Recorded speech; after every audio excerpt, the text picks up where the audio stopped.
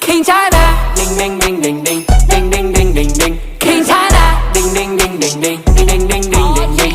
King China, ding ding ding ding ding ding ding ding ding ding. King China. Vẫn đang bát sát đến tối đi về làm nhạc thì đó chỉ là anh. Vẫn đang chất rap nghệ An chất pha miền Trung anh răng rái. Đó là tại vì sao anh vẫn là hàng say với cái đôi găng tay. Vì chứng minh cho thấy là cái thằng đi đến từ một bàn tay vẫn có thể làm được không phải ăn mày.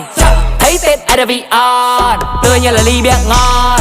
Bố mẹ anh vui hơn, nhất là con ơi cố nhiên đi con. Đón em trong con VinFast, phóng lên luôn là mấy chị em là muốn rap ngon như Lex luôn. Tan giòn tan cả nó pha là cuốn như là dân ca xứ nghệ.